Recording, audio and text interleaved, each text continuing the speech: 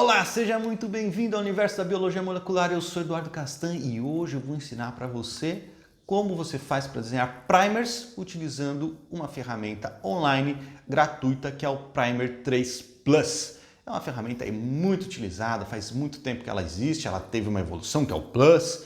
E essa ferramenta é fácil de usar, mas existem algumas coisinhas ali, alguns truquezinhos e algumas características dessa ferramenta que eu quero ensinar para você que você saiba utilizá-la da melhor maneira possível e desenhar primers que funcionem na vida real. Então assista essa aula aí que eu estou falando como desenhar primers para PCR utilizando o Primer 3 Plus. Antes de começar, não se esqueça que essa aula aqui ela parte de uma aula mais completa, que é uma aula sobre tudo que você tem que fazer para desenhar primers. É uma aula chamada Como Desenhar Primers do Zero a PCR, que tem todas as informações lá. Então se você quiser saber tudo que você precisa saber, além da parte do Primer 3, está nessa aula mais completa. Antes de começar a aula, por favor, não se esqueça de se inscrever aí no canal, que assim a gente vai fazer com que esse conhecimento chegue a mais pessoas e a gente vai desmistificar essa complexidade aí que não existe, na verdade, relacionada a técnicas de biologia molecular. Beleza? A gente se vê já já!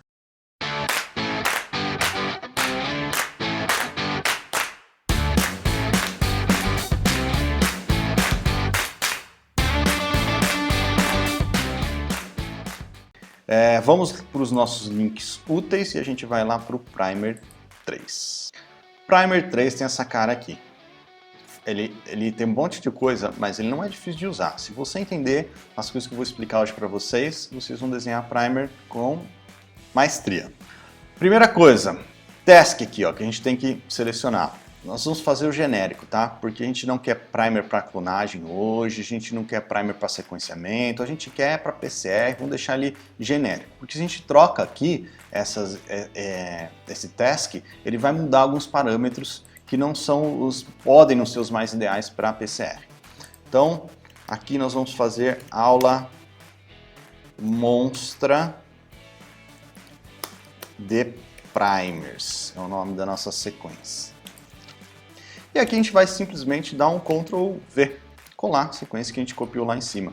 Se você tivesse salvo essa sequência no seu computador, você poderia escolher um arquivo aqui, ó. Vai escolher o arquivo lá no seu computador, em formato FASTA, e fazer o upload depois. Mas ou você pode dar Ctrl C, Ctrl V. Beleza? Então essa aqui é a primeira coisa. Pula isso aqui por enquanto. A gente vai fazer isso aqui já já, mas a gente vai pular essa parte aqui por enquanto. Se você fez isso aqui, já colocou essa sequência, você poderia já dar um pick primers, mas a gente não vai fazer isso agora. Nós vamos ajustar alguns parâmetros e eu vou mostrar alguns parâmetros importantes para vocês de desenho de primer para PCR. Volta aqui na apresentação.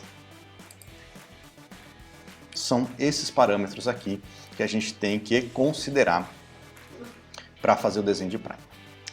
Primer, a gente lembra que eu falei para vocês, o nosso objetivo é fazer com que os primers eles se liguem de maneira específica e eficiente às extremidades do alvo que eu quero amplificar. Então todos esses parâmetros que eu estou colocando aqui para vocês, eles são, no final das contas, para que você consiga esses dois objetivos.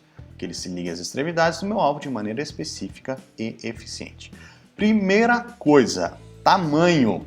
Os primers, eles não podem ser muito pequenininhos, eles não podem ser gigantões. Se eles são muito pequenininhos, você aumenta a probabilidade deles se ligarem em regiões não específicas. Tipo 6, 7 nucleotídeos, você aumenta a probabilidade de se ligar em regiões não específicas. Se você tem fragmentos muito grandes, você também aumenta a probabilidade dele se ligar em regiões não específicas. Mas aí não é por conta de probabilidade, é porque ele é tão grande que ele pode se ligar um pedacinho dele num pedaço do DNA, fazer uma barriga onde ele não se liga e um outro pedacinho pequeno numa outra extremidade, num outro pedaço do DNA. Então ele consegue se ligar ali de uma maneira inespecífica, totalmente bagunçada, que não é o que a gente quer. Tá? Então a gente tem que trabalhar aí por volta de 18 a 25 nucleotídeos, tá? Até um pouco mais se você precisar, depende da aplicação. Quantidade de guanina e citosina. A gente tem que manter uma proporção ali de guanina e citosina em relação à adenina e timina entre 40% e 60% mais ou menos. Por quê? Porque se você aumentar muito a quantidade de guanina e timina, você aumenta muito a temperatura de melt, consequentemente vai aumentar muito a temperatura de anelamento. Se isso acontece, se você trabalha com temperaturas de melting muito alta, ou temperatura de anelamento muito alta, você tem maior chance do primer se ligar de maneira inespecífica ao longo da reação de PCR. Então a temperatura de melt do nosso primer ela vai ter que ficar ali por volta de 57, 63 graus, dá para ser um pouco menos, um pouco mais, isso, mas aqui é uma faixa mais ou menos ideal, a temperatura de melt funciona bem. E, muito importante, os primers, você vai desenhar, aqui no caso, 2 primers. Cada um dos seus primers vai ter a sua temperatura de melting específica e a sua temperatura de anelamento específica. Só que a temperatura de melting entre os seus pares de primers, o primer que você vai utilizar numa mesma reação de PCR, ela não pode ser muito diferente. Você não pode ter uma temperatura de melt de 65 graus para um primer, para o Ford, e de 50 para o seu reverse. Não pode, porque como é que você vai ajustar a reação de PCR lá, o passo 2, que é o anelamento, que temperatura você colocaria ali com essa diferença muito grande? Então você perde eficiência se eles tiverem temperatura de melt muito distante uma da outra. Então trabalhar com uma diferença aí de mais ou menos, no máximo na verdade, 5 graus entre os seus primers. Repetições, você não quer primers que tenham vários nucleotídeos iguais em seguida, tipo isso aqui, vários A's ou vários T's ou vários G's todos juntos. Isso atrapalha também no momento da ligação com o seu alvo. E GT, GT, GT ou CT, CT, CT, repetição de 2 nucleotídeos iguais também não é interessante. Então você vai evitar essas repetições. E quinto parâmetro aqui. Estruturas secundárias. Vamos trabalhar para evitar as estruturas secundárias. Quem vai fazer isso para a gente é o software. A gente vai estabelecer parâmetros lá no software para que ele vai desenhar primers que não contenham estruturas secundárias ou que tenham estruturas secundárias muito fracas. Tamanho do produto. Você não quer um produto muito grande também. Um produto muito grande, acima de 10 mil pares de base, você não vai fazer uma PCR de produtos acima de 10 mil pares de base, que é difícil amplificar. Você perde eficiência da reação de PCR com fragmentos muito grandes. É possível fazer? É possível fazer, mas fica cada vez mais difícil. Quanto maior um fragmento, mais difícil é. Fragmentos pequenos dá para fazer? Dá para fazer. Talvez você tenha um problema para analisar depois na eletroforese, mas em relação à PCR funciona muito bem, fragmentos pequenos. Então aí, no nosso exemplo aqui, vamos ficar entre 500 e 10 mil pares de base, que é um basicão.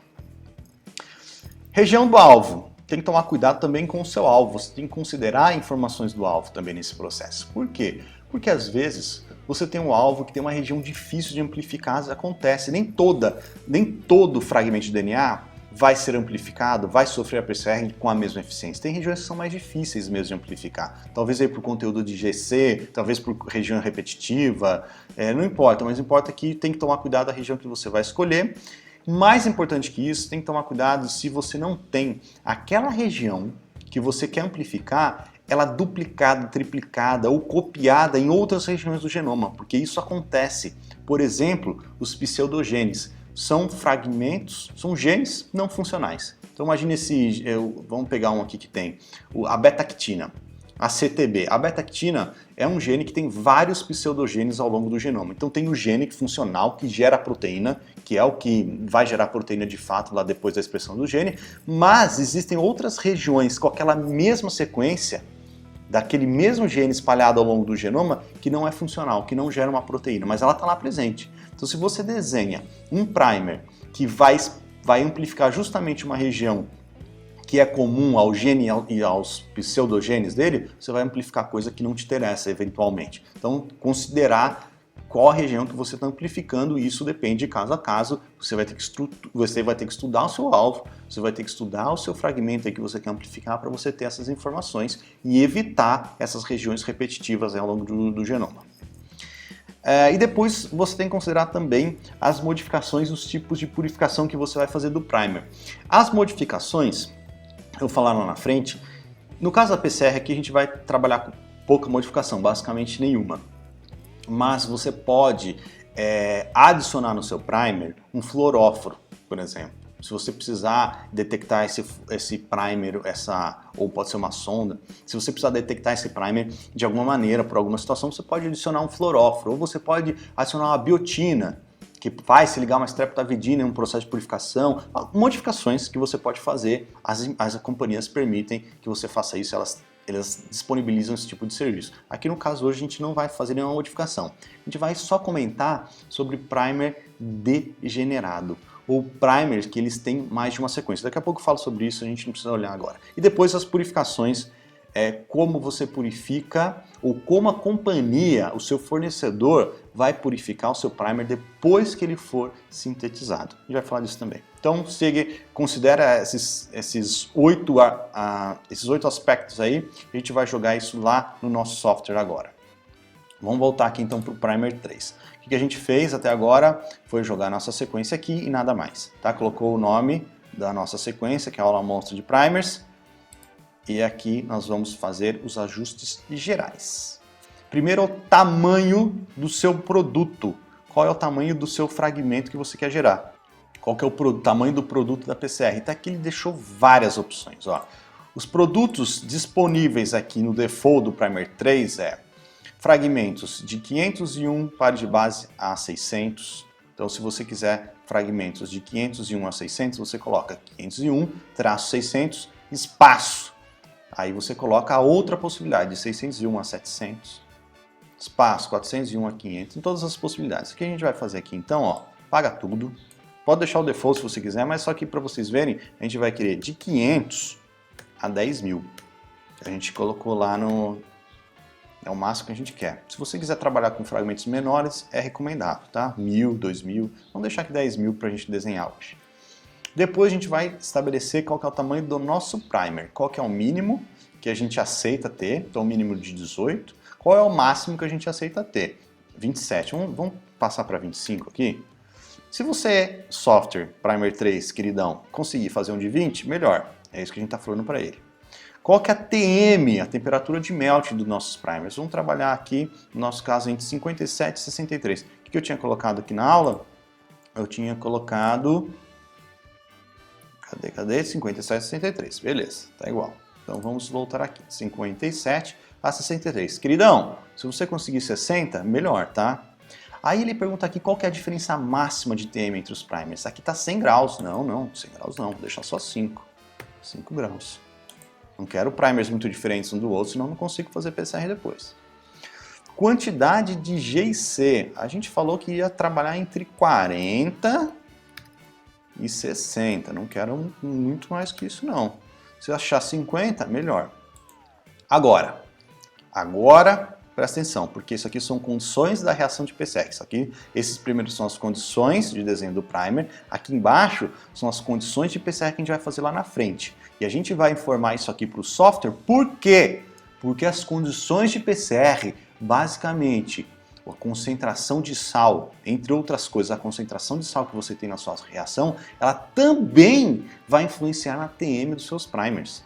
Porque não basta a estrutura do primer, tamanho e quantidade de GC, mas a quantidade de sal, a pressão osmótica que você tem na sua reação também, porque se você tiver uma certa concentração, você tende a manter esse DNA mais separado, se tiver uma outra concentração, você tende a manter esse DNA mais junto, tende a gerar fita simples e tende a gerar fita dupla. Isso está relacionado à concentração de sal na reação também. Mas, talvez você não saiba isso agora. Talvez você não tenha essas informações agora na sua reação. Se você tiver, se você souber essas condições, essas concentrações, você alimenta essa informação aqui no software. Se você não tiver, você deixa no default, não mexe. Então, quais são as condições? Ele está falando aqui da concentração de cátions monovalente, a concentração de cátions divalente. Cátion monovalente é aquele cátion que está lá na solução tampão. O cátion divalente é o que você vai colocar, o cloreto de magnésio, provavelmente para que é o cofator da DNA polimerase. Qual é a concentração de DNTPs que você vai utilizar na sua reação? E depois a gente fala dessa concentração de óleos anelados. Tá? Então vamos aqui primeiro. Se você não tiver nenhuma dessas informações, deixa no default. Se você tiver, você coloca aqui.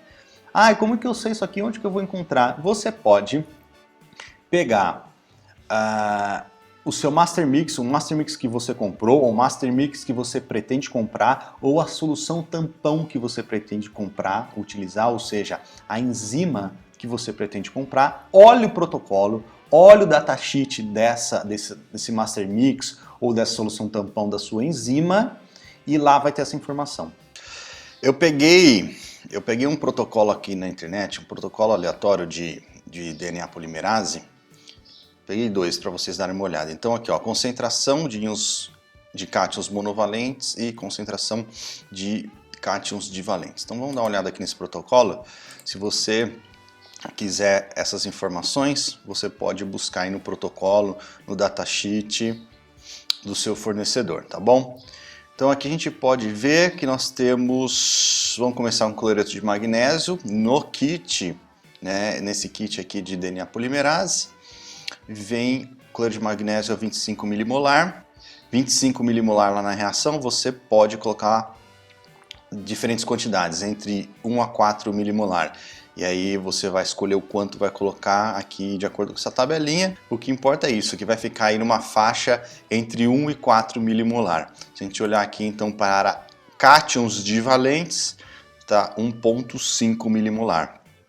Eu sei que é milimolar que se você clicar aqui onde está selecionado, se você clicar, aliás, qualquer um desses aqui são links, se você clicar, vamos abrir numa outra aba, você vai ser direcionado para a explicação do que você clicou. Então aqui está falando dos íons divalentes e ele está falando que é, cadê? Aqui ó, milimolar, tá bom? Vamos fechar aqui. Então aqui ele está 1,5, aí de acordo com o que você fosse fazer na sua PCR, você poderia trocar ali para a quantidade que você precisa. E de íons divalentes, né? No caso de monovalente, que ele está 50.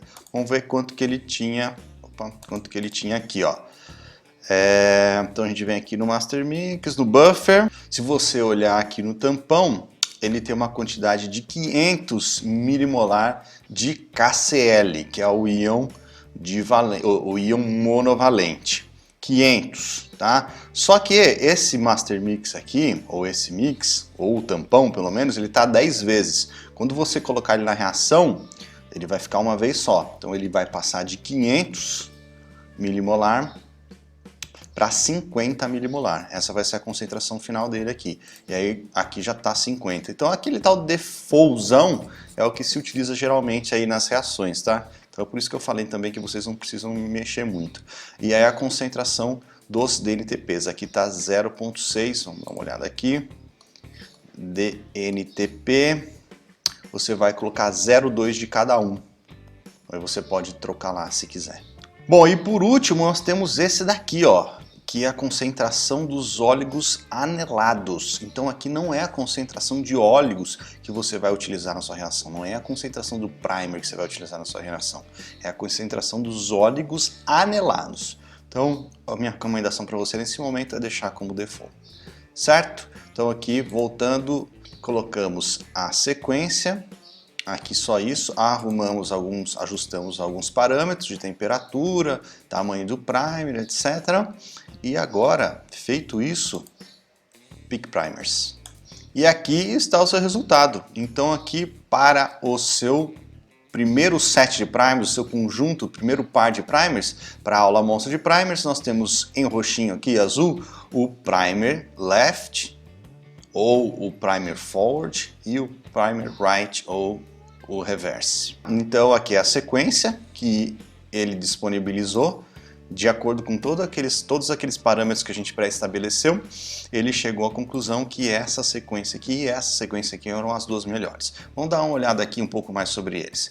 O primer esquerdo, ou forward, ele começa na posição 966, isso quer dizer que ele vai começar no nucleotídeo 966. Então olha só, aqui vocês conseguem ver, essa é a nossa sequência, aqui embaixo é a nossa sequência.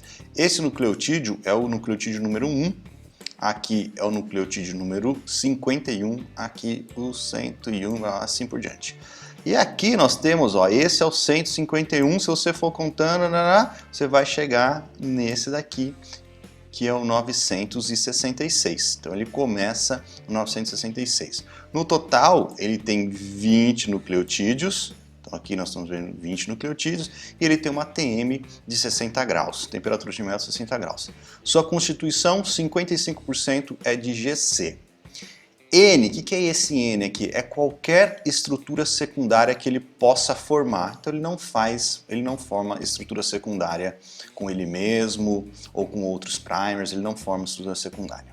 Essa aqui é a estrutura secundária na extremidade 3' Como ele não faz nenhuma estrutura secundária, na extremidade 3' ele também não faz nenhuma estrutura secundária. Mas essa aqui, especificamente, ela é importante a gente ficar de olho. Porque, como ela é na extremidade 3', é a partir da extremidade 3' que a DNA polimerase ela começa a adicionar nucleotídeos. Então, se essa extremidade aqui ela tiver estrutura secundária, a gente tem que ficar esperto. A gente pode perder eficiência da reação de PCR. Então, mais especificamente, tem que ficar de olho, tá? Como é que ficou a estrutura secundária, aqui não tem nada. Esse TB aqui, a ligação é o binding em qualquer região não específica do template. Então, ele tem uma certa chance dele se ligar aí fora do template. Esse número 12, apesar de a gente não ter uma referência, ele é um valor baixo para essa ligação inespecífica. Ele é baixo porque o primer 3 ele tem vários parâmetros de desenho de primer e ele considera a possibilidade do primer se anelar em regiões não específicas. Se esse valor ele fosse alto o suficiente, o primer 3 ele não ia desenhar seu primer, ele ia falar, se ele não encontrasse nenhuma região dentro dessa sequência que a gente colocou aqui que atendesse todos aqueles parâmetros que a gente pré-estabeleceu, ele ia falar, não consigo desenhar primer para você do jeito que você pediu. Ou você afrouxa aí os seus parâmetros, você seja mais leviano, vamos dizer assim, seja mais leviano aí com os parâmetros que você colocou, ou você procura uma outra sequência, ou não desenha primer para essa sequência aí. Mas do jeito que eu estabeleci, do jeito que você estabeleceu esses parâmetros, eu não consigo desenhar. Então se esse número, se essa ligação é fora do nosso template principal, ou fora do nosso alvo principal, ela fosse forte, ele não ia desenhar o primer ali. HP significa hairpin, então estrutura secundária, o primer se anelando nele mesmo. Aí ele dá um valor daqui de estabilidade do 3', essa estabilidade ela tem que ser boa, lembra? Porque a partir da extremidade 3' que a polimerase vai começar a adicionar nucleotídeo, ela vai do 5' para o 3', então a extremidade 3' vai ser, ela tem que estar anelada de todo jeito. A 5' até pode ter uma porção desanelada ali, uma porção que não seja complementar ao alvo especificamente, são detalhes, mas a 3' não, a 3' ela tem que ser bem firme. E aí ele dá um valor de penalidade, é um score, aqui uma pontuação que ele dá para esse primer que você desenhou. Quanto menor esse valor, melhor. Ele também aqui a gente tem um valor que a gente não tem uma referência se é alto ou baixo, mas, de novo, se o primer 3 desenhou com aqueles parâmetros que a gente estabeleceu, ele é um bom primer, então tem um valor baixo de penalidade. E a mesma coisa aí para o outro primer, ele começa lá na posição 7022, 20 nucleotídeos, uma TM igual a do outro primer, continua no GC também, e aqui não forma estrutura secundária, tudo bonitinho, do jeito que a gente queria. Então esse aqui, ó, então o primer forward está aqui, o primer reverse está lá embaixo, ó. Então a PCR seria, se a gente fizesse PCR, seria desse fragmentão aqui, né? Dessa estrutura toda, certo? Então o que eu quis fazer aqui? A gente desenhou o primer. Agora, se você quisesse fazer o pedido desse daqui, provavelmente, muito provavelmente, esse parte primer aqui ia funcionar na sua reação. Tá? É muito provável que ele funcionaria na sua reação, sem nenhum outro ajuste, só do jeito que a gente fez o default aqui, o basicão ele já funcionaria. O que você ia fazer? Você ia copiar essa sequência aqui do primer forward, essa outra sequência do primer reverse, colar aí no Word, ou no e-mail, no corpo do e-mail, ou na ferramenta de compra dos seus óleos, e você ia pedir para o seu fornecedor exatamente como está aqui. Ó. O primer forward tem essa sequência, desenha isso aqui para mim, e o primer reverse tem essa sequência, desenha isso aqui para mim. É isso que você vai fazer, constrói isso, que é isso que eu vou precisar usar. Beleza? É isso. Então isso aqui eu queria fazer o basicão primeiro, para vocês verem que não é um negócio tão complicado. Mas agora, vamos refinar um pouco isso que a gente acabou de fazer, vamos trabalhar aí de novo. Então a gente vai deixar aqui no default, no generic, vamos colocar aqui a aula monstra de primers, cola a nossa sequência alvo, ou abre o arquivo .fasta, e agora a gente vai olhar para isso daqui que a gente passou reto da última vez. Olha só, a gente pode pegar essa sequência alvo e eventualmente tem alguma região aqui que não interessa, por exemplo, aquela região que a gente acabou de olhar ali que não era conservada, né? A região que a gente não quer desenhar primer. Vamos supor que a região que a gente não quer desenhar primer, porque a gente sabe que essa região não é conservada, tá aqui, ó, esse pedação aqui, ó. Esse pedação aqui não me interessa. que eu posso fazer aqui? Eu posso simplesmente selecionar a região que não me interessa e clicar neste botão. Coloquei. Quando eu faço isso, ó, ele colocou o sinal. Deixa eu aumentar aqui, acho que vai ficar mais fácil de ver. Ó, aqui ele colocou o sinal de menor, aqui ele colocou o sinal de maior, então o Primer 3 não vai desenhar primer aqui nessa sequência. Ele não vai utilizar essa sequência aqui. A gente pode fazer o inverso aqui. A gente quer selecionar uma região que o primer tem que estar ali em algum lugar. Então a gente pode pegar, por exemplo, aqui no meio, esse pedação aqui, o primer tem que estar dentro dessa região aqui por alguma razão. Se a gente quiser fazer isso, é só usar o incluir região, que é este botão aqui. Então a gente vai incluir a região com abre chave e fecha chave lá embaixo. Um outro botão que tem também é quando a gente precisa que um dos primers, qualquer um dos primers, ou forward ou reverse, ele precisa estar nessa região.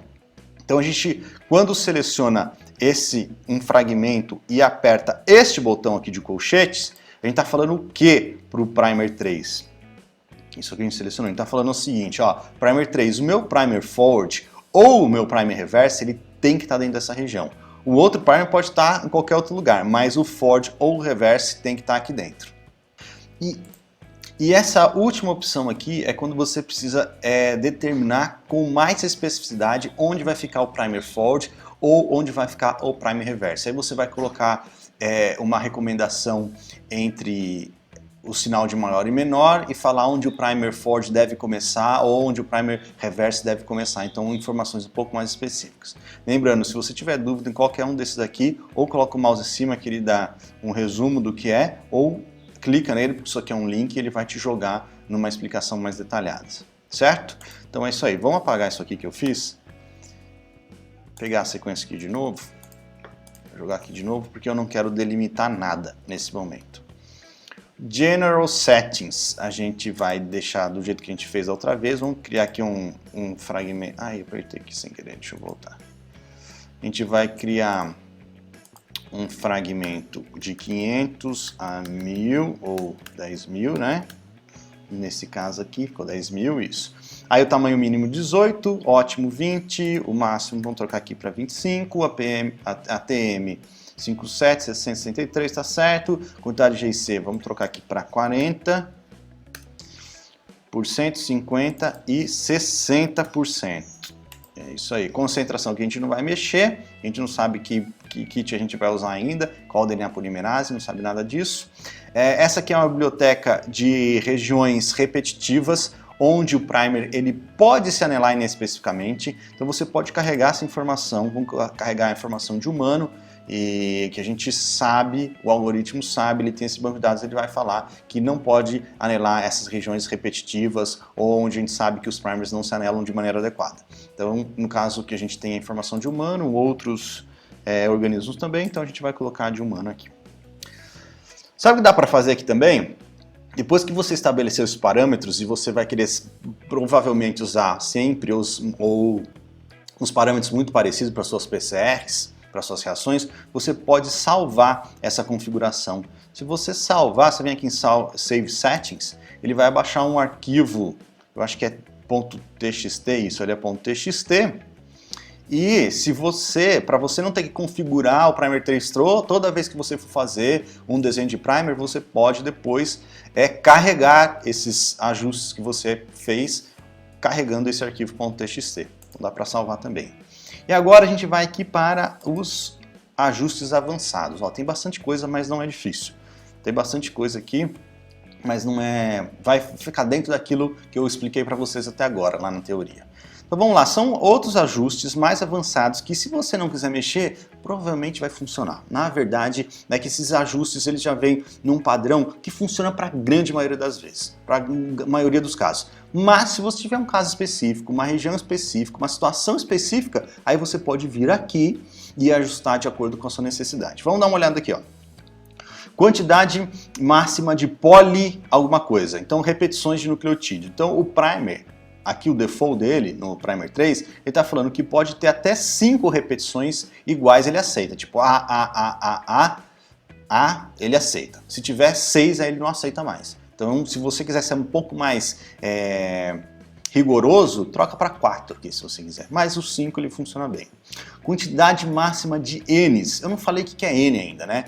Quando a gente está falando de bioinformática, sequência de DNA, a letra N representa qualquer um dos 4 nucleotídeos. Isso geralmente acontece quando há uma falha no sequenciamento, quando há uma falha no banco de dados da sua sequência e você não tem um pedaço daquela sequência, ou alguns nucleotídeos específicos. Então você troca a letra, a posição onde estaria aquele nucleotídeo pela letra N. Então tem um nucleotídeo ali, naquele lugar, só que você não sabe qual que é, ou não importa qual que é. Então aí você troca pela letra N. Então se você estiver trabalhando com uma sequência que talvez tenha alguns N's, porque o sequenciamento não ficou bom, ou porque o banco de dados ainda não é muito curado, aí você eventualmente pode ter N's na sua sequência e você pode permitir que o primer 3 construa primer mesmo que tenha um N ali, uma região que tenha N. Ele pode fazer isso, tá? Mas aí aqui no caso ele deixou com 0 porque nossa sequência é bem curada, não é o caso.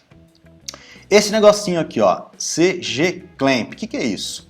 É a quantidade de C e G na extremidade 3' do seu primer, do seu óligo, dos 2 primers. Por que isso? Porque a extremidade 3', como eu falei para vocês, é aquela que a gente tem que tomar cuidado. Ela tem que ser muito específica. Então, se a gente tiver um G ou um C na extremidade 3', no primeiro nucleotídeo lá no 3', é legal, é bom, porque é uma ligação mais forte. Você pode colocar mais um C ou um G ali. Você pode pedir para o primer 3, na verdade, encontrar uma região de tal maneira que ele desenhe um primer cuja a extremidade 3' comece com um C ou com um G. E isso vai fazer com que aquela extremidade, aquela ligação seja mais forte ao longo da PCR, diminuindo a chance de você ter amplificação de produto inespecífico. Então você pode fazer isso. Então você fala para o primer 3 o seguinte, ó, se você trocar aqui para 2, por exemplo, ele vai tentar desenhar primer que tenha GC, GG ou CC na extremidade 3', tá? Vamos deixar 0 aqui porque a gente não quer mexer nisso agora. Pode ser, se você tiver com dificuldade de desenhar primer, tá gerando amplificação inespecífica, tem várias coisas que você pode fazer, essa é uma delas, tá? Talvez você tenha que arrumar a sua reação, mas você pode arrumar o desenho do primer também. Quantidade máxima de G e C na extremidade 3'. Aí você consegue também determinar qual é a quantidade máxima que você vai ter ali. Números de retorno. Quantos resultados de pares de primer você vai receber depois que você der o pick primers? Ele vai dar os 2 melhores lá, os 2 primeiros são os 2 melhores, com menor valor de penalidade, mas ele vai dar outros resultados também. Que aí ele manda aqui 5 resultados. Isso é interessante, tem gente que faz vários primers e testa qual é o que funciona melhor. Aqui do lado direito, depois a gente olha esses aqui, que esses aqui são menos importantes agora, aqui no lado direito a gente tem a estabilidade máxima da extremidade 3'. Você consegue colocar um valor aqui, se não me engano isso aqui é o ΔG, então o valor é baseado nos parâmetros de termodinâmica e aí você consegue estabelecer qual que é a estabilidade maior também, aí é um negócio mais específico. Overlap ou sobreposição de junção, tanto na extremidade 5' como na extremidade 3'. Para algumas situações, é interessante que o primer ele seja desenhado entre junções. Por exemplo, quem vai trabalhar com expressão gênica ou quem vai trabalhar com análise de RNA mensageiro, há uma recomendação que um dos seus primers, pelo menos, ele esteja, ele se anele justamente numa junção exon-exon. Então, o RNA mensageiro de eucariotos tem exon, intron e exon. Quando o RNA ele é processado, o RNA mensageiro é processado, tem a junção desses 2 exons, né, no splicing, e é interessante que o seu primer, um deles pelo menos, se anele em uma das junções exon-exon. Isso é uma maneira de você evitar a contaminação de DNA genômico, porque o DNA genômico, o primer não vai fazer uma ligação dessa num DNA genômico, porque vai ter um intron ali no meio, né? No caso de RNA mensageiro, ele vai se ligar, então você evita a contaminação por DNA genômico. O fato é que você consegue especificar qual que é, onde estava aqui, quantos nucleotídeos estarão adjacentes a esse overlap, a essa sobreposição, tá? Tanto da extremidade 3' como a 5'. Essas duas opções é para quem está desenhando mais de um primer. Quem vai desenhar vários primers de uma vez e aí ele vai desenhar um primer seguido do outro. Ele vai falar qual a distância que você quer do seu Ford 1 para o Ford 2, para o Ford 3, para o Ford 4. Você consegue estabelecer uma diferença, um espaçamento entre eles. Porque tem pessoas que fazem vários primers para testar a melhor condição, às vezes são pessoas que vão fazer um laboratório, um teste de laboratório, e vai utilizar esse primer, sempre esse mesmo primer por muito tempo, por muitos anos, por muito teste. Então é interessante ela testar todas essas possibilidades e escolher a melhor, a mais econômica, que vai ser mais eficiente, etc. Então você tem essa opção também. Todos aqui, a partir daqui ó, do Max Self, blá blá blá, até aqui embaixo, até aqui, ó, o Max Library Mispriming. Todos esses aqui, tanto do lado esquerdo como do lado direito, eles estão falando de estrutura secundária. Ele está falando de TM aqui, ele está falando de ligação de estrutura secundária, de força de ligação do primer com ele mesmo, um primer com outro primer, o primer mesmo com o template. Tudo isso aqui ele está falando disso, tá? De força de ligação. E aí você consegue estabelecer quais são as forças de ligação, estruturas secundárias, que você vai permitir. O quão exigente você vai ser que não tenha estrutura secundária, se tiver, o quão forte você vai aceitar que ela seja, etc. Então tudo isso aqui você vai arrumar nesses parâmetros. Então olha só, complementariedade entre um mesmo primer, um primer Ford ligando com um primer Ford, por exemplo, um primer, e aqui nós estamos tendo um valor da termodinâmica, aqui nós estamos falando em valor de TM, aqui a mesma coisa, qual é o máximo que um primer você vai permitir que um primer se ligue ao par dele, né, o Ford se ligando ao reverse, e aí você pode trabalhar isso com termodinâmica, valor da termodinâmica, valores de TM também, e assim vai. Então vamos ver aqui, ó. Self, então ele com ele mesmo, Ford com Ford, nós temos um Ford com reverse, nós temos uma complementariedade na extremidade 3 linha. Essa aqui é aquela importante que eu falei para vocês, não pode ter uma complementariedade na 3 linha porque pode atrapalhar a reação, ou não pode ter uma complementariedade forte a ponto de atrapalhar a reação. Aqui é a ligação de hairpin, estrutura secundária de hairpin, a ligação do seu primer em uma região que você não quer que ele se ligue, a região não específica. Aqui se você estiver utilizando uma biblioteca de ligação inespecífica, o quanto que você permite que ele se ligue em regiões não específicas. E aí, bom, aí acabou toda a parte de força de ligação. Aqui nós temos algumas outras opções. Aqui você está falando, o primer, ele deve terminar a extremidade 5 linha dele com a base ou com o nucleotídeo. Aí você coloca qual você quer.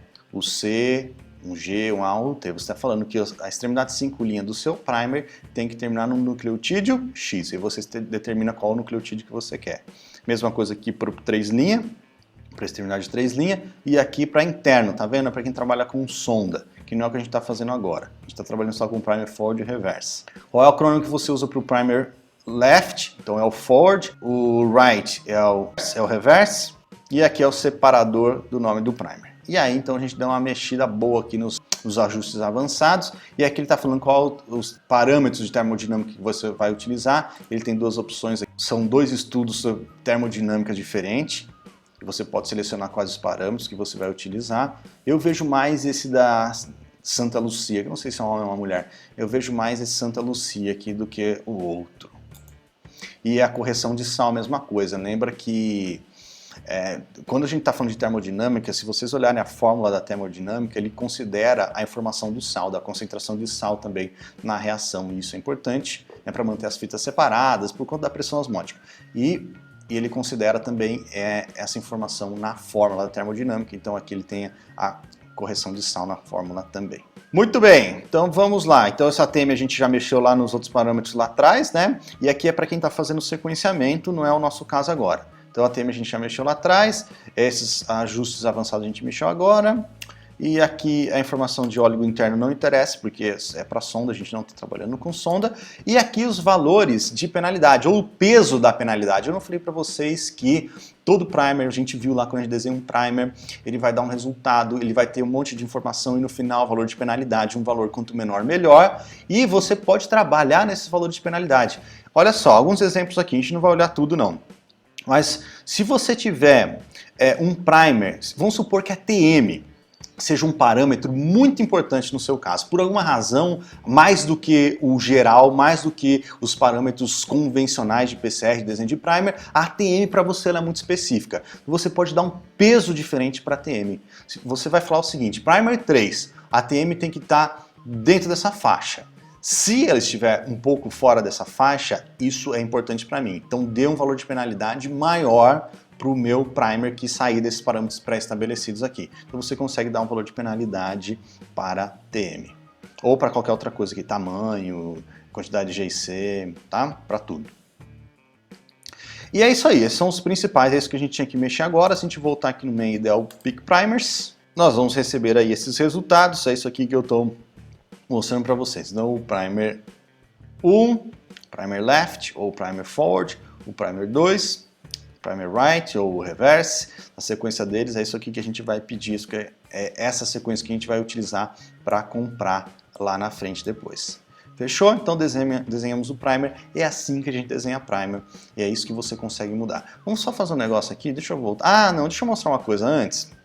Aqui está a sequência, né? O nosso primer foi desenhado aqui, ó, o forward está aqui, o reverse está aqui, e aqui embaixo estão as outras opções. A gente deixou 5 opções, né, de resultado. Então a opção 2, a opção 3, a opção 4, estão aqui embaixo. E a 5 é não tem mais aqui, 5, 6 opções a gente tem. Tem a principal e mais 4. Aí vocês podem ver que o valor de penalidade aqui está 0,061, aqui 0,062, porque ele é um pouquinho pior que esse daqui. 0.063, 0.064, porque eles são cada um, quanto mais para baixo, um pouquinho pior. Não quer dizer que não funcionaria, provavelmente funcionaria também, mas esse aqui de todos que ele desenhou, esse aqui é o melhor, que está com 0.06 de valor de penalidade. Tá? Então agora a gente pode comprar esses dois primers aqui se a gente quiser e depois seguir para a reação.